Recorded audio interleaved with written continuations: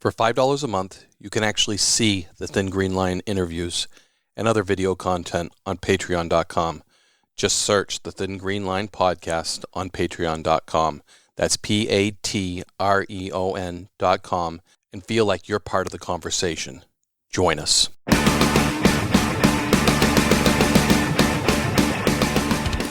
Welcome, everybody, to the Thin Green Line podcast. We are very honored to have a very special guest today. Lieutenant Colonel Oliver North is joining us from all over the country. We're all spread out today. And while his introduction, I probably don't need to go into too in-depth because I know you all know him, but I'm going to do my best to condense one and welcome the Colonel to the show. Oliver North is a highly decorated retired U.S. Marine Corps Lieutenant Colonel who served in Vietnam during his 22-year military career. He's an American political commentator, military historian, New York Times bestselling author, and host of the Fox News documentary series War Stories for 15 years. Lieutenant Colonel served as president of the National Rifle Association between 2018 and 2019, fighting for our nation's Second Amendment rights, and now hosts his new online series, Real American Heroes. Near and dear to us on the Thin Green Line podcast is Colonel Norris' love for the outdoors, shooting sports, and wildlife conservation, and his help in supporting our conservation officers nationwide in protecting our natural resources from both foreign and domestic threats. Colonel North, how are you today? We're very honored to have you on the show. And great to be with you and Wayne. Appreciate you. Thank you, Colonel. Well, sir, obviously we have so many things to cover from the standpoint of conservation, outdoor awareness, border protection, domestic security, all things that you have extensive knowledge in. But on the Thin Green Line, we really get into environmental aspects, being conservationists, Second Amendment, fans, and been using firearms their whole lives, like you have. And just you've spent your entire military career and all of your work since retiring from the Marine Corps, serving our country, and we are very grateful for that. You just don't stop, sir, since I've known you. It's nonstop, and it's great to see. And through your books, your War Stories documentary, and now Real American Heroes, your latest online series, you continue to highlight the military, law enforcement, and other first responder warriors fighting to keep our public lands, our wildlife, and our inner borders safe. What keeps you in the fight, sir, at this stage in your career? And when did you develop that love for shooting, that love for conservation, and how did it all start for you? Well, what keeps me going right now is I got 18 grandkids, and I want them to have the same kinds of opportunities that we've had, the same kinds of responsibilities that we've had. Don't want big government telling them what to do and where to go and who they can talk to. Want to make sure that they've got the same economic opportunities that we've had. Fox paid me a hell of a lot more to get shot at than the Marine Corps ever did. I love being a U.S. Marine, but I grew up as the son of a soldier. Very first hero I ever knew was my dad. He was the kind of person who didn't talk a whole lot about the things he'd done, and it wasn't until after he died in 1984 that any of us had ever read his citations for the Silver Star and the Bronze Star in World War II. His 95th Infantry Division, he was an infantry officer, was part of Patton's Third Army in the attack on Metz, which was one of the bloodiest battles of the European theater. When I look back at those kinds of experiences, it's not all that challenging to come in and say, look, with my foundation, Freedom Alliance, or the books that I write, honoring heroes is something very special to me. And you've heard me say this before, John, but the definition of a hero is not someone who catches a pass in an end zone. It's not some athlete who just set some new record or somebody just climbed a mountain faster than somebody else had ever done. A hero is a person who puts themselves at risk for the benefit of others. And that certainly defined my dad. It defines the guys in all of those books that you see behind me that I've written about American heroes. And I've been blessed to be able to keep company with them for the last 75 years. Since I was born, I just retired again from Fox here in 2018. So 75 years is a good long time to keep company with heroes. Amen, Colonel. And it's really, really awesome to see. And we thank you for that. And I remember when you and I met through my latest book, Hidden War, way back beginning of last year, you were running the NRA. You were running around honoring heroes all over the country with a mutual friend of ours, cinematographer Dennis Azzato. And I don't know anybody who is out there telling those stories of those real hero stories and really getting back to the sacrifice of Americans for Americans than you are. And thank you so much for doing that. And I really want our listeners and our viewers coming in that are new to the story to realize that it's an incredible story, and you're doing it every day. And thank you for that. Yeah. That's why I did what I did for that book of yours, because Thank you so much. And Colonel, so who taught you to shoot? Let's go way back to the opening days. Was it Dad? Did you hone those skills in the Marine Corps, obviously, or how did it start for you? Well, the very first firearm that I fired was the gift that my dad gave to all my brothers and me. And it was a Savage 22 410 over under. Nice. And of course, the 410 is great for rabbit hunting. We never shot our beagle. It was great to go out after Dad had taught us all the right safety things and taught us how to take it apart and put it back together again, then taught us how to shoot it straight, taught us about the warnings about pointing in any other direction other than the thing you want to shoot. Those are the kinds of things when you grow up that way, it's not all that hard to pass them on to my grandkids or my own children. When my son turned 14, and I did this with one of his sisters, I now do it with all 18 grandkids. When they turned 14, it's a little older than I was. And I guess my brothers and I we were probably about 11 when we started shooting. And with that beagle, we got a lot of rabbits. And we did. And as you probably know, there's no limit on rabbits. I mean, it's right. What a great way to start. Game limits are for a reason. That's why I get along with all those wonderful game wardens that I've gotten to know over the years. So I give my grandkids a box when they turn 14.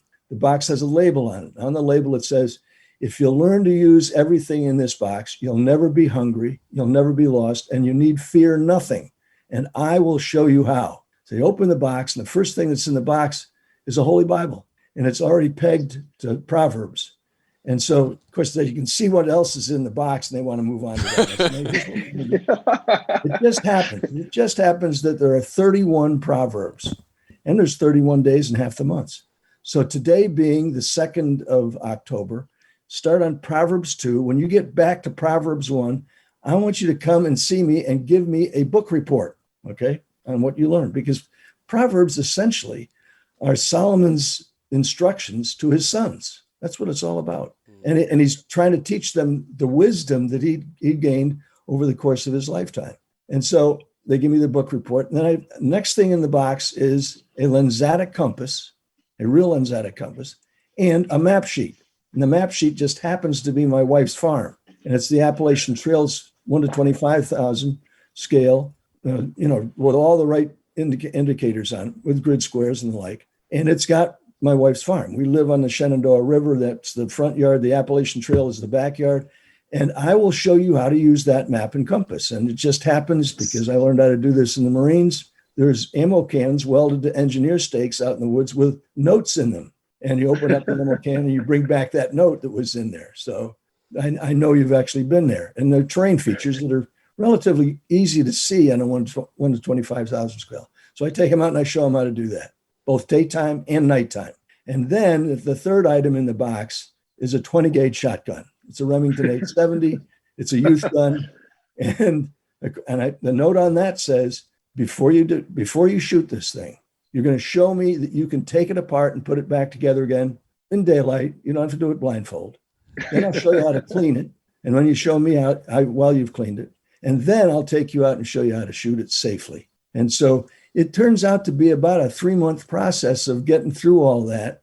And I can tell you right now, all 12 of those who now have one of those shotguns can outshoot me on the clay pigeons. I taught them everything that they know, and apparently too much of what I know.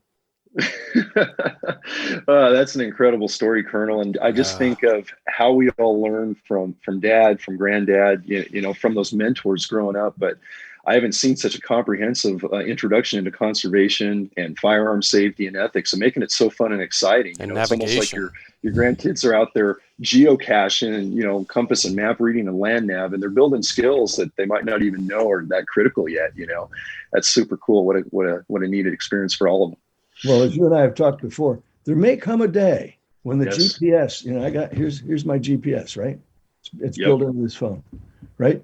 There may come a day when the GPS system isn't there anymore. And so I want my youngins to know how to read a map, how to get in a direction, how to go in a direction where they want to go rather than being taken there by somebody else. Yeah, definitely a lost art. We're relying on so much technology, right, Colonel? And I noticed this, on our special operations unit, Met, and other special forces military colleagues I work with, all over the world. We have those great systems now, but that map reading and that natural land nav and trail route, running and man tracking sign, animal tracking sign is becoming a lost art. It really is.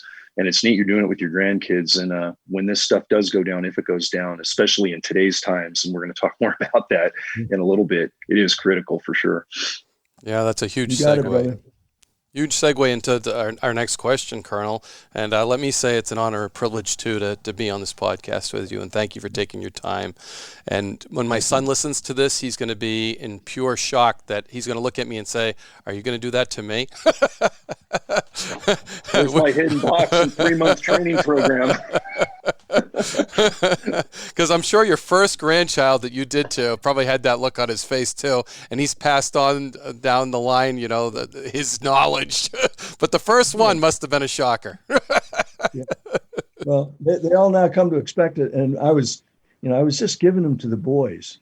Well, we now have one of our granddaughters. I grew up in an all boy environment, right? Spent my life with a bunch of guys. And the young gal who's now in college said to me, "You gave my brother one of those. Do I get mine?" She got it, I'm sure. Got it. Colonel, with everything going on now with COVID-19, it's brought the citizenship to, I think, understanding that maybe we need to be more self-reliant. Guns are flying off the shelves. Ammo, you can't find it in stores. Food prices are going up. Certain segments of the country. What can they do to be more prepared, and what is our greatest threat? Well, look, first of all, we live out in the country. So we're not in a condo where the elevators can stop with a hurricane. What we do know is that there's going to be a time, even if it's a natural disaster, where you've got to have things like a food supply that's useful. Doesn't pay to have frozen food when the power's out. Now, we've got generators and all that, but eventually those things run out of fuel as well. If, for example, the Chinese, the communist Chinese, or the Iranians, or the North Koreans hit the United States with an electromagnetic pulse, which is entirely possible with nuclear weapons. That could, for over large segments, if not the entire country, large segments of the country would be without power, not just for a few days, but for a year or more. And so it pays to have some form of food that is shelf ready, that all you have to do is add water. And pretty much, even though you might be in a condo with no electricity, pretty much water is available. If we've got cases of water stored that we rotate, and just in case. It only makes sense. And we got a river, of course, it's our front yard. You wouldn't want to drink out of it necessarily till you boiled it, or at least cleaned it up with some iodine or from chlorine tablets. What I'm saying to you is proper prior planning prevents piss poor performance. Let's put it the way the Marines do. And the idea is you got to have the situational awareness to know what you're preparing for and what the consequences would be for your family and you. And my idea of doing that kind of stuff is it doesn't take a whole lot. You don't have to do it every day. You don't have to have 5 years worth of supply of food, though I know people who've got multi-years stored up in those 5-gallon buckets. That's the kind of thing that I think just makes common sense in the world that we're in right now. And as the world changes, just days ago, the president of the United States came down with COVID, right? Yeah. So when you look at if the president can get COVID, anybody can get COVID. And the idea behind protecting ourselves from that is, wear a mask, wash your hands, make sure that if your temperature goes up, you get medical attention. Those are the kinds of things, again, situational awareness and having a plan to deal with it. Thank you. Colonel, when we talk about the COVID and we talk about what the world is facing right now, and we think, and we're going to talk a little bit about a new book coming up here shortly, but survival is one thing, but what are the other domestic threats you see going on nationally? And obviously preparedness, like Wayne just mentioned, but especially in our urban centers and our kids in our urban centers that are that when the power goes out, there isn't a supply of water, there isn't a supply of food. We're obviously seeing some looting, we're seeing some rioting, we're seeing some divisiveness on the left and the right now. That's been a big change and a big eye-opening awareness for the public through COVID now. especially in our urban population centers. And what can you say to that, and where we're going in the direction for preparedness, those of us that don't live in the country, which the three of us are very fortunate to be able to do? Well, one of the things about the fact that firearms, you have to forgive me, the frog in my throat has gotten worse. There's no doubt firearms are flying off shelves, and the ammunition is hard to get. You and I have carried firearms all our lives, right? The idea of getting a firearm and having never fired one before and getting no instructions on it is nuts. It's more dangerous than walking out in the streets in a place like Portland. And so what you want to make sure you're doing is something with real common sense. Go out and get some training. Most places, in Virginia that sell firearms either have a connection with or have their own firing range, and they have instructors. Get the instruction, the safety instruction, how to use it. Hell, I've seen people buying firearms that don't even know what caliber they're buying, and they have to go to the clerk and say, can you point to me a box of what ammo I need for this thing? Yeah. It's the kind of that makes absolutely no sense to me. Number two, the urban environment in America today is a mess, right? What do most Americans want for their families? They want safety of their home, their business, the streets of their city. You don't want to get the idea of driving into somewhere like Portland when you don't have to makes absolutely no sense whatsoever. Thank you, dear. My lovely wife just brought me water. Thank you. She was listening to how raspy I was getting. The bottom line of it is situational awareness goes a long ways to saving lives. Number two, proper prior planning gives you the idea of, I need to get a firearm. You also need to make sure you're getting training on how to use that firearm safely, how to keep it secure. You don't want I don't want my grandkids walking around and finding a firearm that's not properly secured. So we've got safes, gun safes. We have the kind of safe where if you need it in the middle of the night, you put your handprint down on top of it and it snaps open. But by the way, you have to change the batteries in every year. Those are the kind of things. No, look, but it's common sense.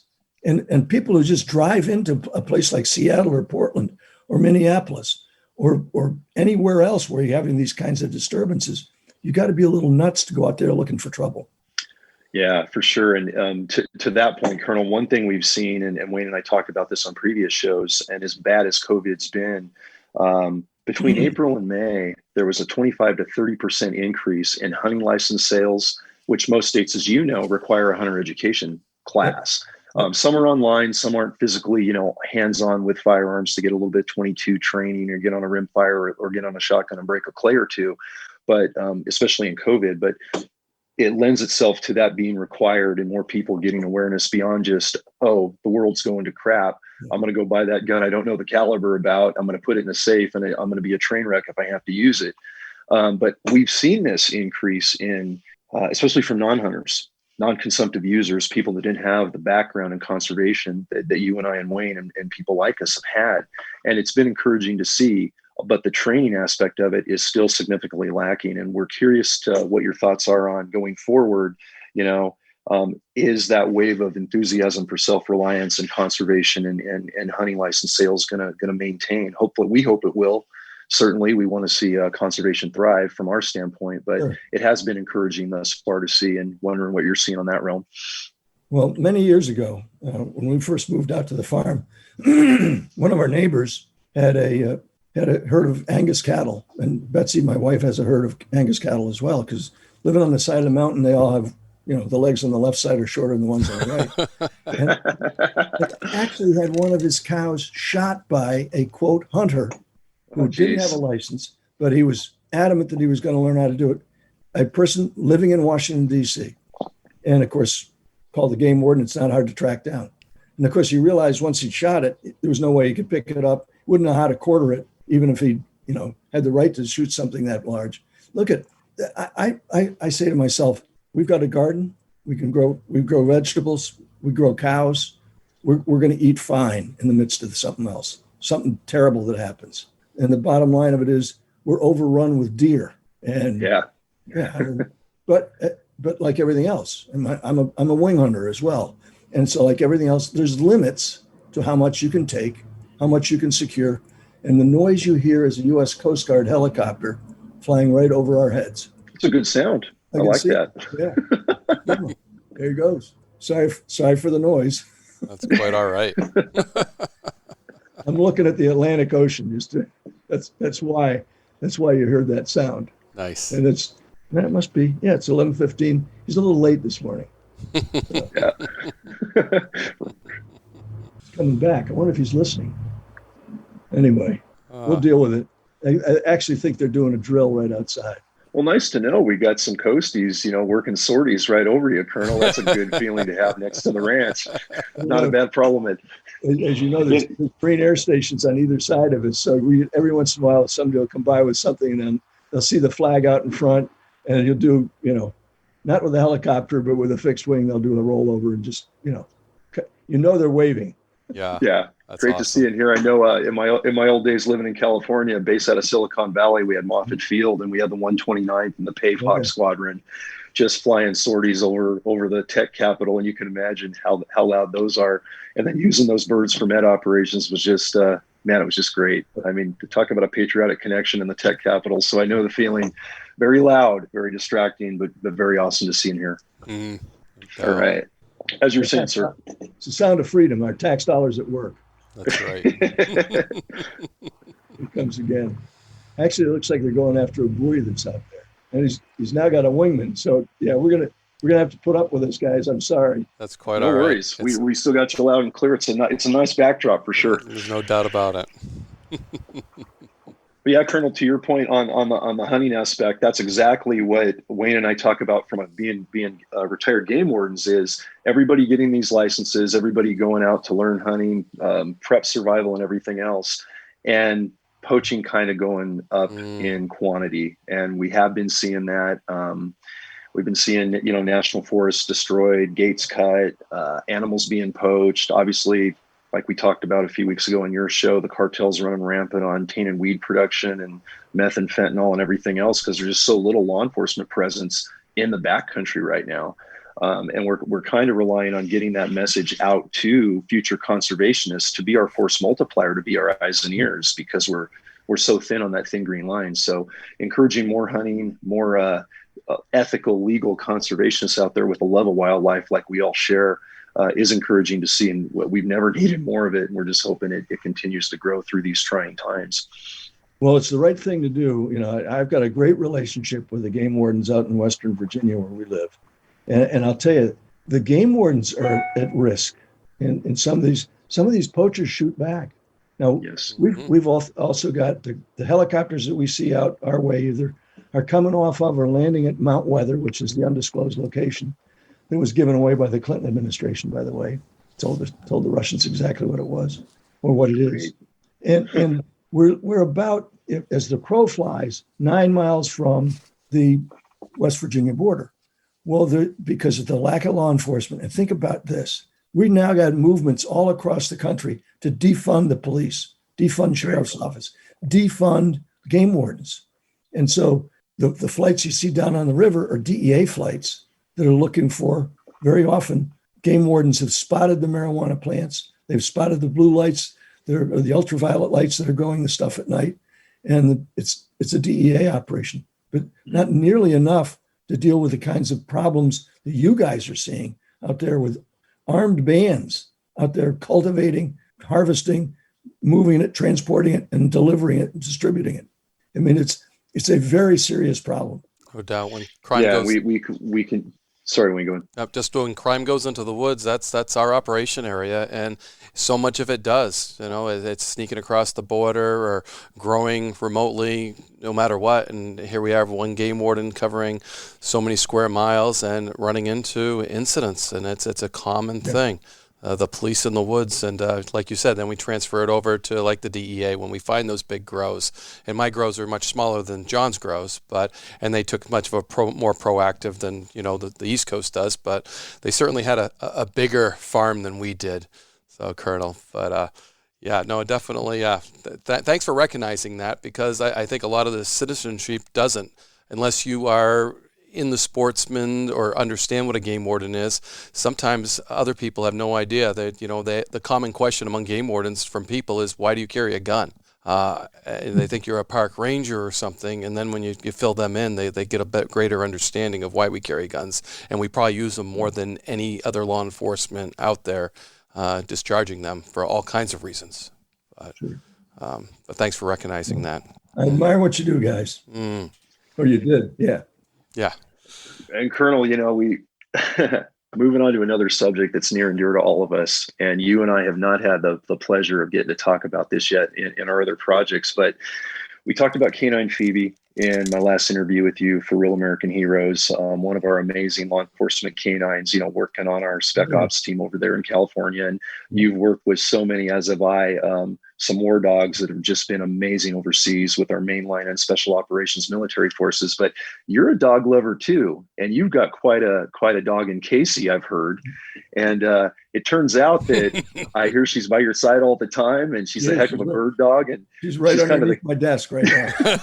Her ears perked up when you heard her name. That's awesome. Yeah. Well, like our personal Labradors that Wayne and I have, they're not going to bite anybody, but they're sure going to love the family and protect the family and smell stuff out. I've got a neighbor who's just started to mow his lawn. I'm going to close the window. Okay, hang on. Okay, you got it.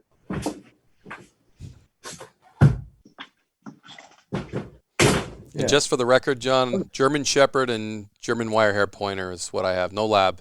Love labs, don't have one. German Shepherd, German Wirehair Pointer. Well, I've had a bunch of both. So Colonel, tell us. Let me just tell you, the great thing about Casey's around 31 pounds. And I've hunted with particularly sea ducks in a canoe with a lab. There's two things you can guarantee about that. One, when the lab gets out of the canoe to get the bird, you're going to get wet. Mm-hmm. The lab comes back to the canoe with the bird. You're going to get even wetter because you're going to go over trying to get the lab back in. The great thing about Casey being 31 pounds and a Boykin Spaniel and the best retriever I've ever had, best thing about Casey, who's now looking up at me saying, why are you talking about me? I'm not even. Best thing about Casey, when she goes over the side, I don't tip over. When she comes back with a duck in her mouth, I take the duck out and then put my arm underneath the gunnel, underneath her front legs, and flip her back in, and I don't get wetted again. So wow. I can't. There's no dog I could recommend more strongly than a Boykin. First of all, they're small, they're light, their noses they're closer to the ground than the English Wirehair or a lab, and so they smell. They've got a great sense of smell, and it's one of the brightest dogs yet. They have not yet bred the brains out of the South Carolina State dog, thankfully. Wow. The South Carolina State dog. You know what I mean, man? So Colonel, how old is Casey? How many years have you had her in the field? And wow. 10, and she's been hunting well since she was about 7 or 8 months old. That's great. And actually, she was a gift from a fellow who was famous in Virginia for breeding horses and hounds. His name was Turner Reuter. And Turner bred her. She was born in Aiken, South Carolina, because our daughter was riding with the U.S. Equestrian Team. And Turner had a bunch of the horses that he'd bred. He was a vet, probably in his 90s. And Casey was the runt of the litter. And I had said on air, probably with Hannity, I was on a mountaintop. Our daughter had sent me a message on one of these things, right? Only it's the satellite version of it. And it was the fact that Max, the wonder dog of the lab, had died. And I guess it was Hannity or whoever the host was. I said something like, "Well, how was your day today?" And I said, "Well, it was great. We went with a special ops team to do such and such, and probably drug interdiction out of Afghanistan into Pakistan. And other than the fact that my dog died, it's been a great day." Well, Turner heard that. Our daughter didn't, because she didn't watch me on TV. The next morning, there's this little run of the litter. He says, "See that little dog? That dog's got an overbite, and it's the run of the litter. You can just give that dog to your dad." And so she brought it home, and I got back a few months later. There's this lovely puppy, already housebroken, and it's a natural hunter. And so we're out at a dog training place near Middleburg, Virginia, and Turner's there, and he's watching this little dog hunt into the wind every time, kicking up birds, looking at me. You want me to get it? I'll flush it for you. And so he looked at me. He says, "Is that damn dog I gave your daughter?" I said, "Yes, sir." He says, "I'll give you $5,000 for that dog right now." I said, "You couldn't give me, I'll give you $10,000. I think he was pulling my leg. Yeah. He's getting close. She just turned 10. She just turned 10 here this past month. And she's a terrific animal. I mean, really is. And a good buddy on top of it. And on top of that, if it's cold, she'll jump right into bed with you. If it's a one dog night, you're fine. If it's one dog night, you have to find something else. Well, that's incredible. And you know, Colonel, it's interesting. She seems to be like that 1 in a million dog in your family. Oh, yeah. And like you and Wayne and I have both gone through this. We've had dogs our whole lives, but that there's always that one, you know, and you just count every day that's so special. And right now, my retired canine lab Apollo, she's an English lab, so she's 51 pounds, makes a little less of a splash, but still more than Casey does. But you know, she just turned. Oh yeah, and she just turned 11, and she was up in the Yak Wilderness with us just yesterday, putting up trail cameras, setting up blinds, looking, you know, monitoring stuff, and climbing hills. And she's at the bottom of the hill looking at me like, Dad, are we really going to go up there? Or are you coming back? Because she's smart enough to know I'm putting a camera and I'm probably coming back. And she's getting a little tired, but it's just one of the. It's just one of those things where we savor every day, and it's just so hard when they leave us, you know. And I just feel like you got such a blessed dog in Casey. She sounds amazing. Hope to see her someday. What's that old expression? In every man's life, there has to be one best dog. Yeah. So, you know, I tell guys, we just lost a dear friend of ours that we've hunted with for years, and not to COVID. It was diabetes that got him. Ooh. But the Marine Corps is very proud of the fact that there's a hymn that says the streets of heaven are guarded by United States Marines, right? And so I tell all my Marine buddies that are getting ready to go, I said, if you get there before I do, you tell the good Lord, I really appreciate the idea of guarding the streets of heaven. But if it's okay with him, I would like to be in charge of the doghouse, because we also know that in my Father's house, there are many mansions, and every dog goes to heaven. All dogs go to heaven, right? So with the connection. Yeah. I just want to be in charge of the doghouse. Yeah. That's great, Colonel, to bring a different breed into. I'm a 4-H leader in the dog club. So I've been dealing with that. My son actually shows the German wire hair pointer in 4-H. So to bring in the boys and spaniel, I was actually trying to Google it to get a little lead on it, because he'll be loving to listen to this, to bring that another breed into, and I'll get the 4-H kids to listen to it too. Just to know all over North has a boys and spaniel, which is another breed that you don't experience a lot. It's actually spelled Boykin. And it is the South Carolina state dog. Okay. There's a dear friend of mine, Lieutenant General, who, by the way, the president just mentioned him here a couple of weeks ago. Lieutenant General Jerry Boykin was the head of U.S. Special Forces and a great friend of the president's as well.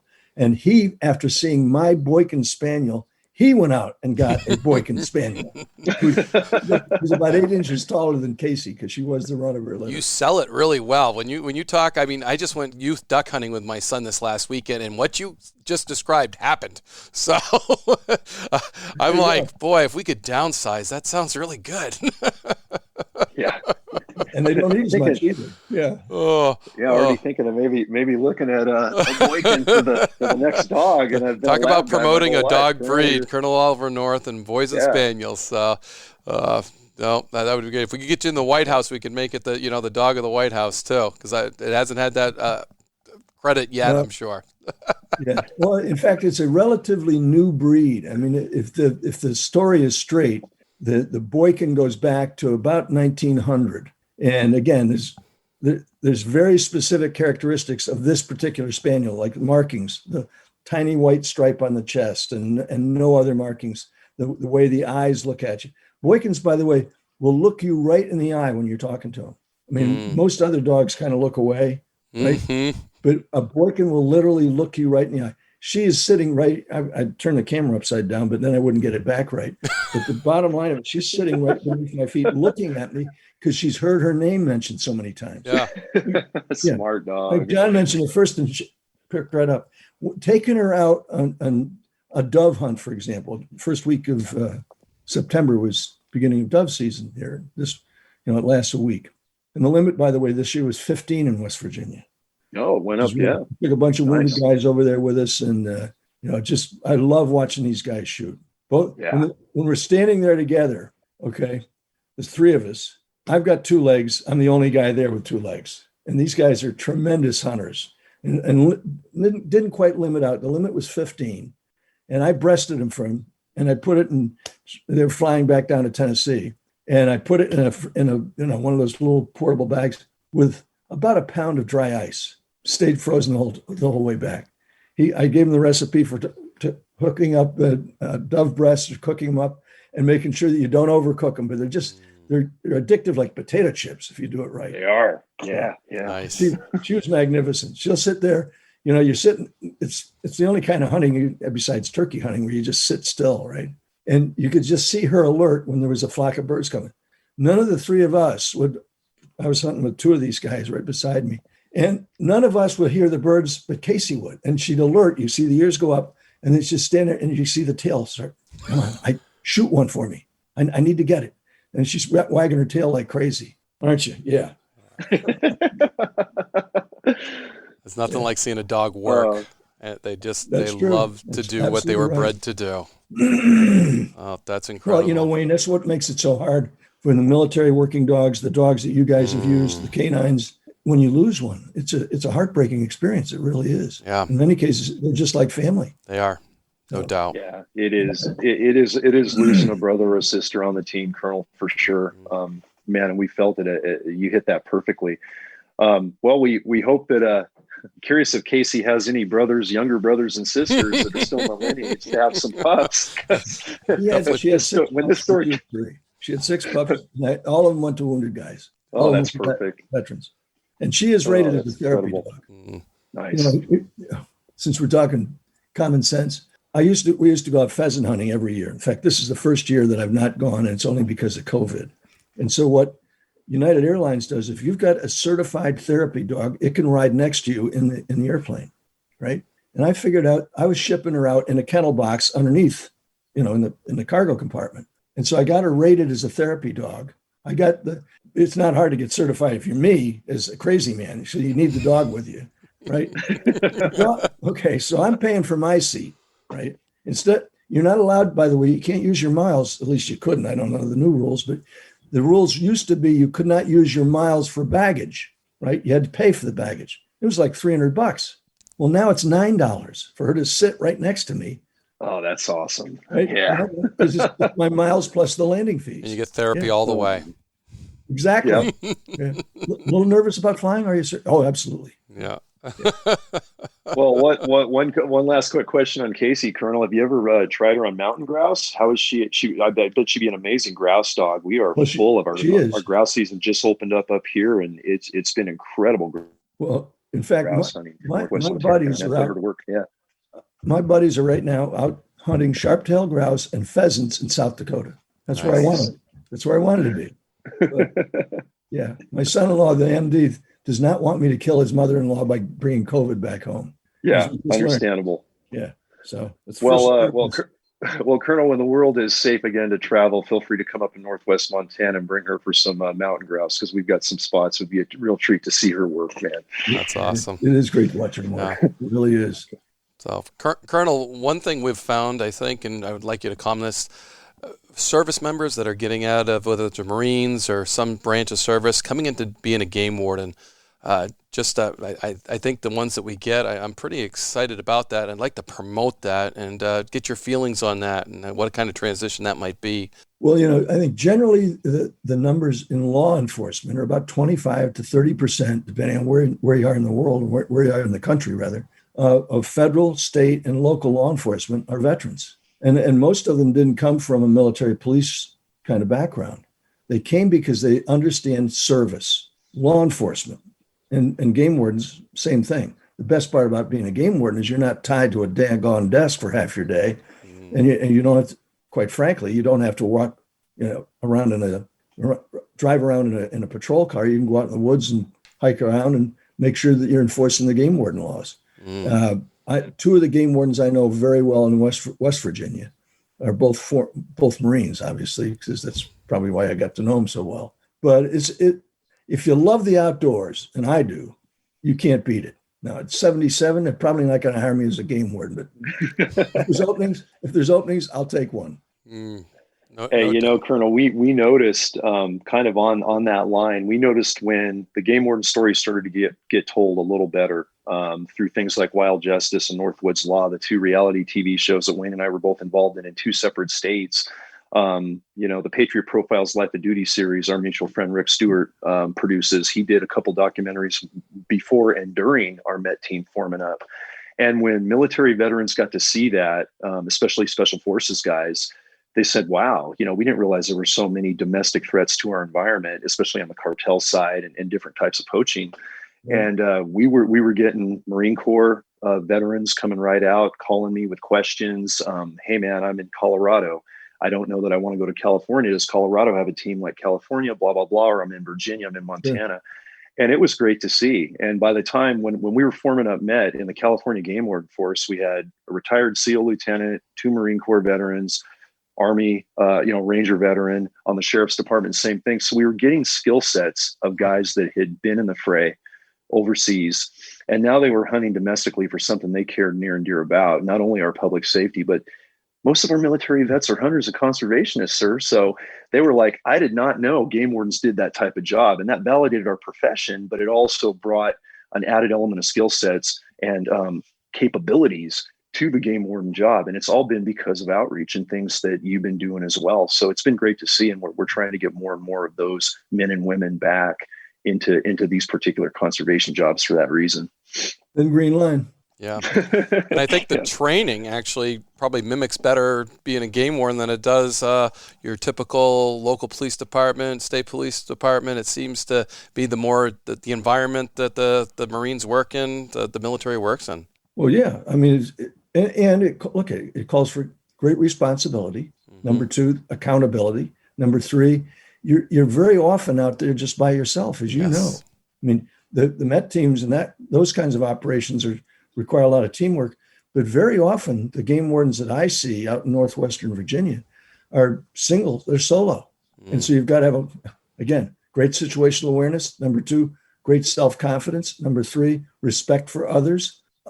Look at understanding. I did not know that in Virginia, at least, when you're out dove hunting, that you have to keep all of your doves together. So if you picked up 5 over here and 5 over there and can't say they're close enough to me that I can account for them, that's subject to a fine. I did not know that. Now, I didn't get a fine for it, but the game warden very kindly explained that to me and a bunch of my buddies, because as you know, you surround a dove field of about 5 or 6 acres, you better have people posted all over the place, not within pellet range of a number 7 shot, number 8 shot, right? Yep. Because you see some pretty crazy stuff, and then you realize, it's falling way short. It's 400 yards away. But those kinds of safety things are the kinds of things that game wardens explain to people on things like the first day of dove season. Absolutely. We had 2 out there with us, and there were probably 250 guys hunting somewhere near enough to be able to see them. Yeah. And thankfully, nobody hurt. Right. And a good limit this year. Nice. Now, I'll give you a complaint. Maryland's limit on water birds, migrating fowl, right? 1 bird. Think of all the guides that were put out of work by that. Yeah. And that's because the eastern flyway for water birds is almost empty nowadays. I mean, where I am sitting here looking out at the Atlantic Ocean, this time of year, you would normally see large flocks of migrating Canada geese and all kinds of different ducks. The only ones I've seen so far since we've been here 4 days are cormorants. The big black bird. Yeah. Here's a game warden question for you. The automobile that has a cat on its hood is called what? Jaguar. Right? The Jaguar. Yeah. Jaguar. What automobile brand had the cormorant as its hood ornament? One that didn't sell well. It was the Packer. Oh, was it? The Packer. Yeah. It's the only bird I think. Any of your viewers or your pod listeners, tell me if I'm wrong. I think it's the only bird that's ever been a hood ornament. Interesting. Let me know. Yeah, I think you're right. We're gonna have to research that. We've never seen that. I'm sitting on a barrier island right now, and I've seen 4 cormorants since we've been.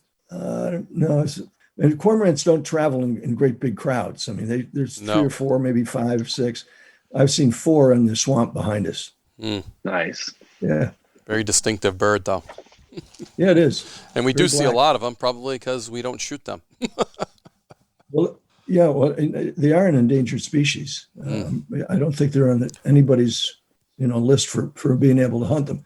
And the way they fish, they've got an upturned hook on their bill, and so you'll see them snap up with a fish on it. And if he's really good, it's a little fish. To snap it up, it'll fly up in the air, gone. One big bite.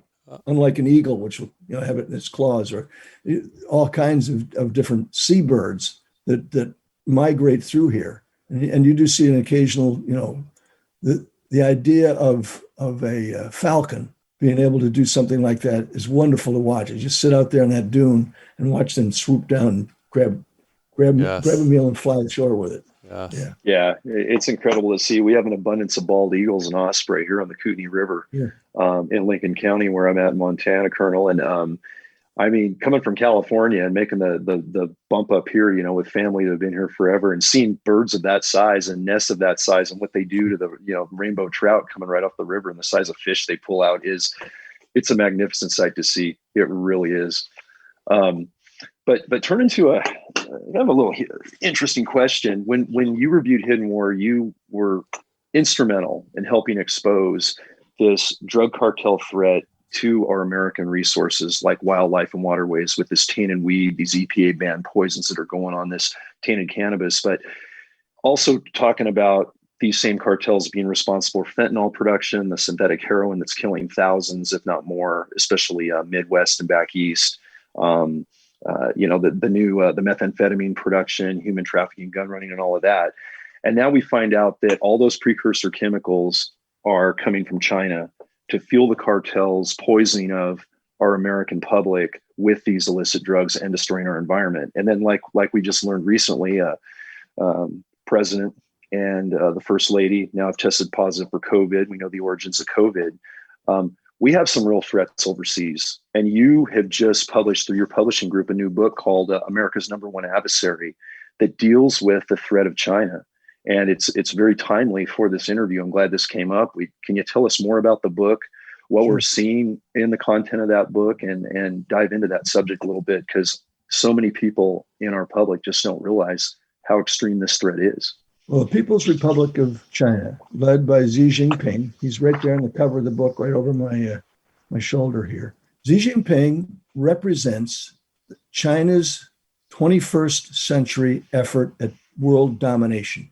And the tools that they use against their own people, this is not a complaint against the Chinese people. This is the communist Chinese government that's doing this. And what they're about to do is to try to dominate the rest of the world. And I look at that experience and I say to myself, the precursor chemicals, the number one drug exporting activity on the planet is communist China. And they do that because it debilitates all the other countries where you end up with people with serious addictions. If you look at that kind of activity by these guys, it's devastating. And it's only one of the many things that they're doing. They're theft of intellectual property. They're having a hell of a time trying to create an aircraft similar to the F-22, and certainly not even the F-35, but the F-22. And they've crashed a whole bunch of them. What they're now doing is they're reverse engineering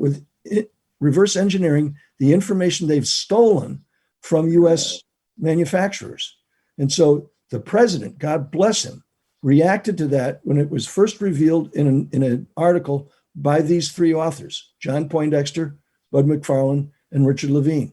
Those three friends of mine were all senior officials in the Reagan administration. They go all the way back. And so one of the things that they've identified is that communist China is manufacturing more surveillance equipment than any other combination of countries on the planet. Its ability to listen. Everybody remember TikTok, right? Mm-hmm. And one of the things that everybody was concerned about is whether the communist Chinese government is collecting that information on American citizens. And they are. If you look back to that terrible explosion that occurred in Beirut, there's thousands of different images from Beirut of that explosion going off. Why? Mm-hmm. Because there were that many cameras at every street corner, 4 and 5, 6 cameras, and it captured that. So you've got all these different images. What they're trying to do is keep track of who you're talking to. Why are you talking to them? Who are you meeting with? And they follow people literally buy surveillance equipment all over and some people say, well, that's how you're going to detect bad things happening. My grandchildren do not need to grow up in a police state. What the communist Chinese are doing around the world is making all of that security surveillance equipment available because they want a totalitarian regime in those places that will support them. China's trade policy up until President Trump was was a disaster for the United States. For 40 years, people in America, senior government officials, both political parties, those folks were aiding and abetting communist China because everybody felt sorry for them. They needed a break. Allowing them into the World Trade Organization, which the Obama administration did, was a terrible mistake. All of those kinds of trade deals that were done by prior administrations with communist China gave them the ability to try to dominate the world's economy. Their Belt and Road Initiative, which is all over Africa, is creating access to rare minerals, strategic materials, the kinds of strategic metals, things like cobalt that you need in order to build certain types of weapon systems, for example.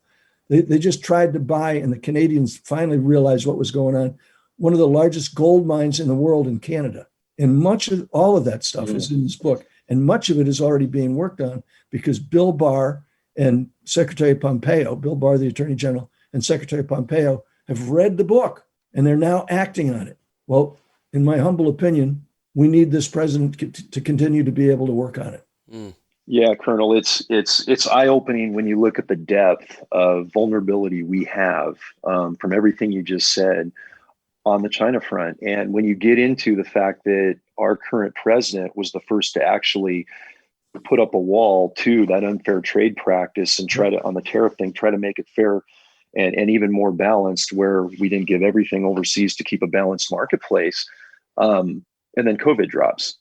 Yeah. And now we have COVID worldwide and we know where it started and how it got here. And, that could be debated left and right. But the bottom line is, if nothing else with the COVID pandemic, if we've learned nothing else, is our vulnerabilities, and to wake up as a country, regardless of where we sit on the left or the right, to preserve what we have and the blessings we have in this great nation. And we haven't seen a book like this come out that really breaks it down from experts that you've worked directly with in the administration leading up to this, not just currently, but many, many years. So please, before we leave the show, let everybody know how they can get a copy of the book. I'm certainly going to dive in more deeper into it since I just learned of it today and dissect it and network it as well. But just alarming to see the depth of what we're dealing with moving forward. And this is going to be our biggest challenge as a country, I think, as well as in the world, as you said, moving forward for quite some time, isn't it? Well, let me just tell you, it is America's number one adversary. And they know that. We know that. What they're trying to do is cover it up. One of the things that they tried to cover up very effectively is the idea of doing a secret nuclear deal with the Iranians, right? The only friends on the planet Earth that the Iranians have today is communist China. And Xi is doing both overt and covert action to make it easier for the Iranians to get a nuclear weapon. Why is it that the North Koreans have a nuclear weapon? It's because China's let them, helped them, right? Improved on their science on it. All of that's being done by communist China to aim at us, the United States of America, increase our vulnerability. On the COVID issue, look, there's no doubt that this originated there. Was it created by humans or was it just found in animals? Don't know. But what we do know is that as soon as they discovered back in November last year, they discovered something's wrong here. We got all these strange cases of pneumonia, right? And then what they did is they stopped people moving inside China. But if you lived in Wuhan province and wanted to travel, and a lot of people don't know this, Lamborghini, Ferrari, Maserati, where are those cars built? They're made in Italy. You know who makes them in Italy? Hundreds of thousands of Chinese laborers who were allowed to come and go. Why was Italy the first place to break out? Because of that. There you go. See, you couldn't travel inside China, but you could travel outside China. And one of the brightest, smartest things that ever happened was the president saying early on was no more people coming here from China. And then eventually banned travel literally around the world from coming and going from the United States. The idea of what the communist Chinese are trying to do, it's very simple. One word: domination. They want to dominate economies, militarily, and spiritually, because they offer no opportunity whatsoever for religious freedom in communist China. So you want a copy of the book? Amazon.com for a discount. Barnes & Noble, Books A Million. Every bookstore in America is going to have it. I look at the independent bookstores. I've got one right down the road from where I am. I'm going to bring a box of them over there to them tomorrow so that they've got it. I want to make sure they don't have to wait for it. And yes, in the book, it strongly recommends that the only person to carry out a program, not a new Cold War, a program that says the communist Chinese government is what the problem is. It's not the Chinese people. And the only president who's capable of dealing with that is the one we've got with COVID right now.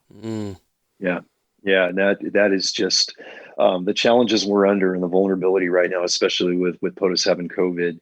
But we do hear he's going to continue duties. Thankfully, they say it's a mild case, and we got a fighter there on all levels. So we're going to come out on top of this. But again, another hard hit.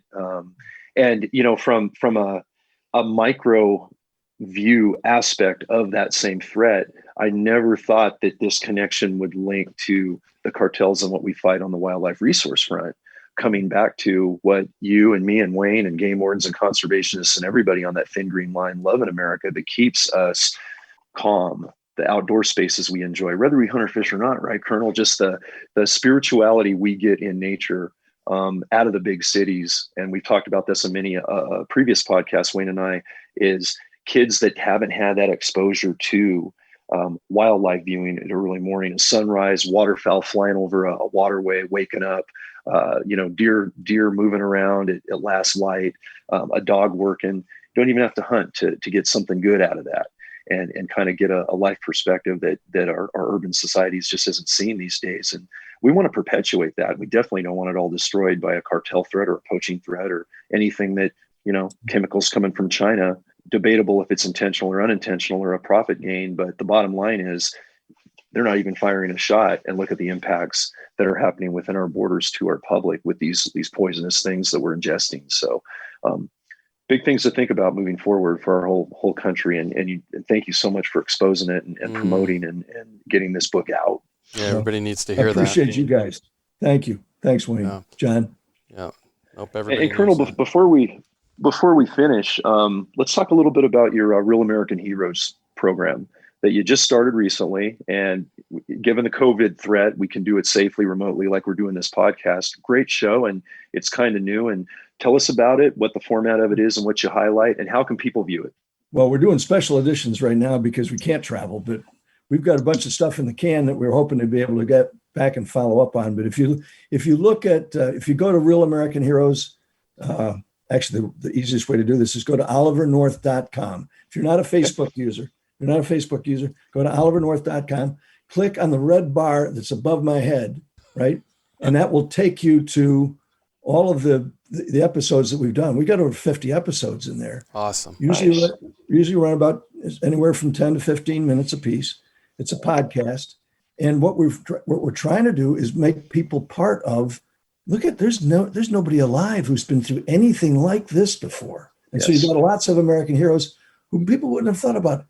Can a nurse standing in a parking lot covered with blue bonnets and blue gowns and blue booties and blue gloves, can that be a hero? You bet.